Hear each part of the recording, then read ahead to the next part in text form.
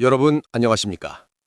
2026년 2월 현재 대한민국 경제는 그 누구도 가보지 못한 길을 걷고 있습니다. 코스피 지수가 6,000포인트를 눈앞에 두고 있습니다. 삼성전자가 꿈의 10만 전자를 넘어 연일 신고가를 경신하고 우리 기업들의 가치가 재평가받고 있습니다. 하이닉스는 20만 원을 돌파했습니다. 숫자로만 보면 정말 대단한 축제처럼 보이지요. 하지만 여러분의 통장은 어떠십니까? 충격적인 사실을 하나 말씀드리겠습니다. 대한민국 시니어의 평균 예금액이 3천만 원이라고 가정해 봅시다.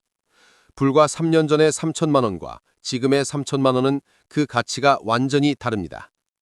현재 여러분의 3천만 원은 실제 가치로 따지면 2,500만 원 수준으로 떨어졌습니다. 지수는 6천을 향해 달리는데 왜 우리의 삶은 더 팍팍해지는 걸까요? 이것은 단순히 주식시장의 문제가 아닙니다. 거대한 부의 재편이 열나고 있다는 신호입니다.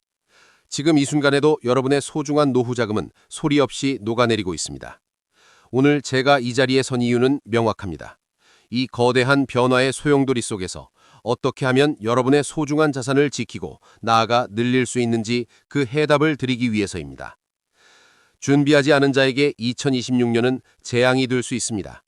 하지만 원리를 이해하고 대비하는 분들에게는 인생 마지막 최고의 기회가 될 것입니다. 자, 그렇다면 우리의 돈을 훔쳐가는 보이지 않는 도둑은 대체 누구일까요? 그 정체를 낱낱이 밝혀보겠습니다. 우리가 가장 먼저 마주해야 할 적은 바로 인플레이션입니다. 제가 평소에 이 녀석을 보이지 않는 도둑이라고 부르죠. 여러분, 10년 전 만원권 한 장을 들고 시장에 갔을 때를 기억하시나요? 그때는 장바구니가 제법 묵직했습니다. 그런데 지금은 어떻습니까? 만원 한 장으로는 배추 몇 포기 사기도 겁이 납니다. 2026년 현재 공식적인 물가 상승률은 3% 내외라고 발표됩니다. 하지만 우리가 느끼는 체감 물가는 10%가 넘죠. 전기료와 가스비, 그리고 병원비까지 안 오르는 것이 없습니다. 특히 매달 꼬박꼬박 받는 연금은 고정되어 있는데 물가가 오르면 어떻게 될까요? 여러분이 매달 받는 200만 원의 연금은 2020년대 초반에 180만 원 가치밖에 안 됩니다. 앉아서 20만 원을 매달 털리고 있는 셈이죠. 인플레이션은 성실하게 저축만 한 사람들을 가장 먼저 공격합니다. 은행에 돈을 넣어두면 안전하다고 믿으셨죠? 하지만 지금 같은 고물가 시대에 현금만 쥐고 있는 것은 구멍난 독에 물을 붓는 것과 같습니다. 물가는 한 번 오르면 절대 내려가지 않습니다. 이것이 경제의 냉혹한 법칙입니다. 그렇다면 우리는 이 도둑을 어떻게 잡아야 할까요? 과거의 역사 속에서 그 힌트를 찾아보겠습니다. 우리 민족이 겪었던 가장 큰 시련, IMF 당시로 잠시 돌아가 보죠. 1997년 기억하시나요? 온 나라가 금모으기 운동에 나섰던 그 뜨겁고도 시린 기억 말입니다. 당시 환율은 1,900원까지 치솟았고 은행 금리는 20%를 넘나들었습니다. 그때 우리는 배웠습니다. 준비되지 않은 자산은 한순간에 물거품이 될 수 있다는 사실을요. 2026년 현재의 상황은 그때와 묘하게 닮아 있습니다. 환율은 1,500원을 넘보고 있고 금리는 다시 요동치고 있습니다. 역사학자들은 말합니다. 역사는 그대로 반복되지 않지만 그 리듬은 비슷하다고 말이지요. IMF 당시 고통받았던 분들도 많지만 그때를 기회로 큰 부를 일군 사람들도 분명히 있었습니다. 그들의 차이는 무엇이었을까요? 바로 안전자산의 중요성을 미리 알고 있었다는 점입니다. 달러를 쥐고 있었거나 금을 모았던 사람들은 위기 속에서 오히려 웃었습니다. 지금 코스피 6천이라는 화려한 숫자 뒤에는 당시와 같은 거대한 파도가 다시 몰려오고 있습니다. 우리는 그때의 교훈을 잊어서는 안 됩니다. 이번에는 다르겠지라는 생각이 가장 위험합니다. 경제 위기의 사이클은 보통 10년에서 20년 주기로 찾아옵니다. 지금이 바로 그 주기의 정점에 와 있습니다. 역사에서 배우지 못하는 자는 그 고통을 반복하게 됩니다. 그렇다면 정부가 발표하는 통계 숫자는 왜 우리의 현실과 이렇게 다른 걸까요? 그 함정을 파헤쳐 보겠습니다. 정부에서 발표하는 통계는 거짓말을 하지 않습니다. 하지만 진실을 다 말해주지도 않지요. 예를 들어보겠습니다. 평균의 한정이라는 말을 들어보셨나요? 10명이 모인 방에 세계적인 부자가 한 명 들어오면 그 방 사람들의 평균 자산은 수천억 원이 됩니다. 하지만 나머지 9명은 여전히 가난하지요. 지금의 코스피 6000도 마찬가지입니다. 삼성전자와 하이닉스 같은 몇몇 거대 기업이 지수를 끌어올리고 있습니다. 하지만 골목 상권의 자영업자나 중소기업의 형편은 어떻습니까? 최악입니다. 공식 물가지수에는 여러분이 매일 사는 신선식품의 가격 변동이 충분히 반영되지 않습니다. 우리는 숫자의 겉모습이 아니라 그 속살을 봐야 합니다. 정부가 발표하는 고용지표가 좋아 보여도 정작 질 좋은 일자리는 줄어들고 있습니다. 시니어들을 위한 단기 아르바이트가 늘어난 것을 두고 고용이 개선되었다고 말하는 격이지요. 이런 숫자의 장난에 속아 넘어가면 안 됩니다. 진짜 경제지표는 여러분의 지갑 안에 있습니다. 장을 볼 때마다 느껴지는 그 무게감이 진짜 통계입니다. 우리는 이제 뉴스에서 말하는 장밋빛 전망 대신 숨겨진 지표를 찾아내야 합니다. 특히 부의 양극화가 심해지는 지금 세대 간에 벌어지는 자산 전쟁은 우리가 반드시 알아야 할 비극적인 현실입니다. 지금 대한민국은 부의 이전을 둘러싼 조용한 전쟁 중입니다. 베이비붐 세대인 여러분은 집 한 채는 건졌을지 모릅니다. 하지만 여러분의 자녀 세대인 밀레니얼과 Z세대는 어떻습니까? 치솟는 집값과 물가에 절망하고 있습니다. 이 격차는 결국 사회적 갈등으로 번지고 있지요. 부동산은 이제 단순한 거주 공간이 아닙니다. 계급이 되어버렸습니다. 시니어 세대가 보유한 부동산 자산이 커질수록 청년 세대의 주거비 부담은 늘어납니다. 이것은 부모가 자식의 미래를 빌려 쓰고 있는 구조와 같습니다. 결국 이 갈등은 나중에 상여금이나 증여라는 형태로 폭발하게 됩니다. 앞으로 10년 내에 대한민국 역사상 최대 규모의 상속과 증여가 일어날 것입니다. 이 과정에서 준비되지 않은 세대는 엄청난 세금 폭탄을 맞게 될 것이고 가족 간의 불화도 깊어질 것입니다. 자산은 단순히 쌓아두는 것이 아니라 어떻게 지혜롭게 흐르게 하느냐가 중요합니다. 자녀에게 돈을 물려주는 것보다 더 중요한 것은 경제적 생존 능력을 물려주는 것입니다. 부의 격차가 세대 간의 벽을 만들게 내버려 두어서는 안 됩니다. 자, 이제 시야를 더 넓혀보지요. 우리 집안의 문제가 아니라 지구 반대편의 일이 어떻게 우리 지갑을 터는지 알아볼 차례입니다. 지구 반대편 브라질에서 가뭄이 들면 다음 달 우리 집 식탁 위에 커피 가격이 오릅니다. 이것이 바로 나비 효과입니다. 특히 2026년 현재 미국 연방준비제도의 금리 결정은 한국 시니어들의 생활비에 직접적인 타격을 줍니다. 미국이 금리를 올리면 환율이 뛰고 환율이 뛰면 수입 원자재 가격이 오르기 때문입니다. 우리는 이제 세계 시민으로서 경제를 봐야 합니다. 중동에서 총성이 울리면 기름값이 오르고 이는 곧 택시비와 배달료의 상승으로 이어집니다. 세계는 거대한 거미줄처럼 연결되어 있습니다. 여러분의 지갑은 이 거미줄의 가장 끝단에 매달려 있지요. 중국 경제가 흔들리면 우리나라 수출이 줄어듭니다. 그러면 기업들이 배당을 줄이고 여러분이 투자한 주식이나 펀드의 수익률이 떨어집니다. 이 모든 과정이 불과 몇 주 사이에 일어납니다.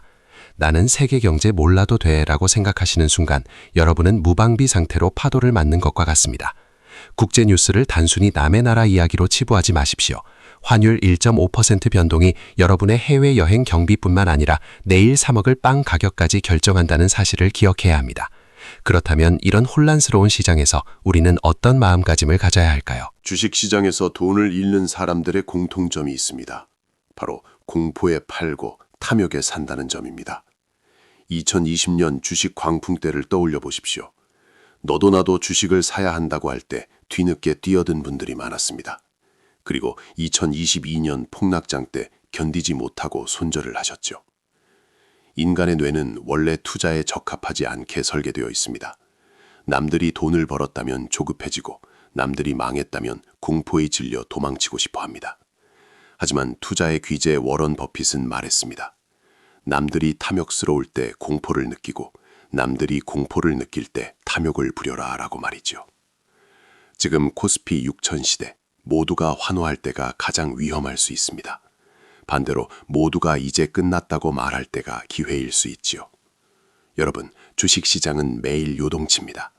뉴스는 매일 위기다 폭락한다며 공포를 조장하지요. 이때 머리가 좋은 사람들은 너무 많은 정보를 분석하려다 오히려 겁을 먹고 도망칩니다. 하지만 엉덩이가 무거운 투자자는 비바람이 불어도 내 나무는 자라고 있다는 믿음으로 자리를 지킵니다. 폭풍우가 몰아칠 때 배에서 내리지 않고 꿋꿋이 앉아 있었던 사람만이 비가 그친 뒤에 무지개를 볼 수 있는 법이지요. 원칙 없는 매매는 도박과 다를 바 없습니다. 여러분이 일평생 고생해서 모은 돈입니다. 남의 말에 휘둘려 쉽게 던지지 마십시오.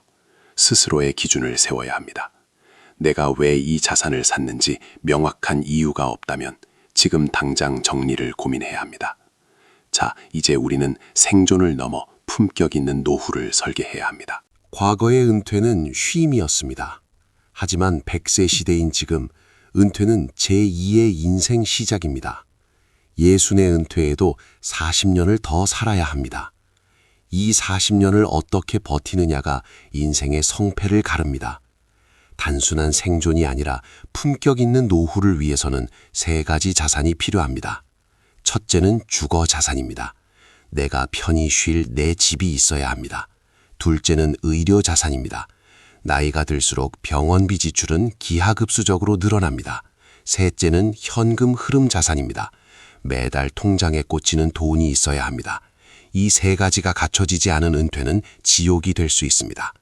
여러분의 월 생활비는 얼마입니까? 최소 생활비가 아니라 친구도 만나고 손주 용돈도 줄 수 있는 적정 생활비를 계산해 보십시오. 아마 생각보다 많은 금액이 필요할 것입니다. 연금만으로는 턱없이 부족합니다. 추가적인 수익 파이프라인을 만들어야 합니다. 품격 있는 노후는 저절로 오지 않습니다. 철저한 시뮬레이션과 실행이 필요합니다. 이제 우리는 과거의 방식에서 벗어나 새로운 시대에 맞는 가치를 찾아야 합니다. AI가 세상을 지배한다는 지금 우리 시니어들에게는 어떤 기회가 있을까요? 많은 분이 AI가 일자리를 뺏는다고 걱정하십니다. 하지만 AI가 절대 흉내낼 수 없는 것이 있습니다. 바로 여러분의 경험과 지혜입니다. 기술은 빠르게 변하지만 인간의 본성과 삶의 이치는 변하지 않습니다. 50년 넘게 살아오며 겪은 풍파와 통찰은 새로운 시대의 기축통화가 될 것입니다. 여러분이 가진 전문 지식을 디지털로 전환해 보십시오.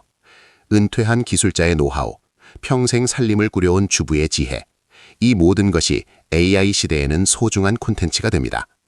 이제는 몸으로 일하는 시대가 아니라 머리와 가슴으로 일하는 시대입니다. 시니어들의 섬세한 상담 능력이나 복잡한 이해관계를 조정하는 능력은 AI가 따라올 수 없는 영역입니다. 자신감을 가지십시오. 여러분은 도태되는 세대가 아니라 새로운 기술을 도구로 활용할 수 있는 가장 강력한 세대입니다. 작은 것부터 시작해 보십시오. 스마트폰 하나만 있으면 전 세계 사람들에게 여러분의 이야기를 들려줄 수 있습니다. 그것이 새로운 수입원이 되고 삶의 활력이 될 것입니다. 자, 이제 구체적으로 무엇을 해야 할지 실전 매뉴얼을 공개하겠습니다. 자, 이제 오늘부터 바로 실천할 수 있는 3가지 단계를 말씀드리겠습니다. 복잡한 이론은 잊으셔도 좋습니다. 이 3가지만 기억하십시오. 1단계는 부채 정리입니다. 고금리 시대에는 빚을 갚는 것이 최고의 투자입니다. 특히 나이가 들수록 빚은 영혼을 갉아먹습니다. 수익률 5% 주식을 찾는 것보다 7% 대출이자를 끄는 것이 훨씬 현명합니다. 2단계는 현금 흐름 확보입니다. 매달 배당을 주는 주식이나 월세를 받을 수 있는 수익형 자산, 그리고 연금보험을 점검하십시오. 목돈 3억 원보다 매달 들어오는 300만 원이 훨씬 힘이 셉니다. 죽을 때까지 끊기지 않는 돈줄을 만드십시오. 3단계는 분산 투자입니다. 달러와 금, 그리고 우량 국채에 자산을 나누어 담으십시오. 코스피 6000이 영원할 것 같지만 시장은 언제든 차갑게 식을 수 있습니다. 그때 여러분을 지켜줄 보호막을 미리 쳐두어야 합니다. 이 3단계를 지금 당장 종이에 적어보십시오. 실행이 답입니다. 진정한 유산은 통장에 찍힌 숫자가 아닙니다. 부모로서 자녀에게 보여주는 삶에 대한 태도와 경제적 철학입니다. 돈을 어떻게 대해야 하는지, 위기 상황에서 어떻게 평정심을 유지하는지 그 모습을 보여주십시오. 그것이 자녀가 험난한 세상을 살아갈 가장 큰 무기가 됩니다. 자녀와 경제 이야기를 나누는 것을 부끄러워하지 마십시오. 우리 집의 재무 상태는 어떤지, 앞으로 어떤 계획을 가지고 있는지 투명하게 공유하십시오.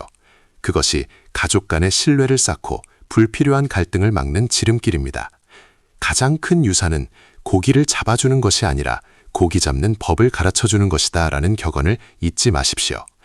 여러분이 오늘 배운 이 경제 지혜를 자녀들과 함께 나누십시오. 그것이 진정으로 가문이 번성하는 길입니다.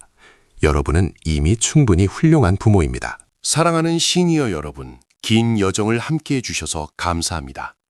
경제 위기는 언제나 있었습니다. 하지만 그때마다 현명하게 준비한 사람들은 살아남았고 오히려 더 큰 성장을 이루어냈습니다. 오늘 이 영상을 끝까지 시청하신 여러분은 이미 준비를 시작하신 분들입니다. 코스피 6000이라는 숫자에 일희일비하지 마십시오. 중요한 것은 여러분의 마음의 평화와 단단한 경제적 기초입니다. 세상이 아무리 변해도 성실하게 준비하는 자를 이길 수는 없습니다. 저는 여러분의 지혜와 저력을 믿습니다. 오늘 내용이 도움이 되셨다면 구독과 좋아요 부탁드립니다. 댓글로 여러분의 고민이나 경험담을 남겨주시면 저도 고민해 보겠습니다. 혼자 가면 힘들지만 함께 가면 멀리 갈 수 있습니다. 여러분의 앞날에 항상 평안과 풍요가 가득하기를 진심으로 기원합니다. 시청해 주셔서 감사합니다. 그리고 응원합니다.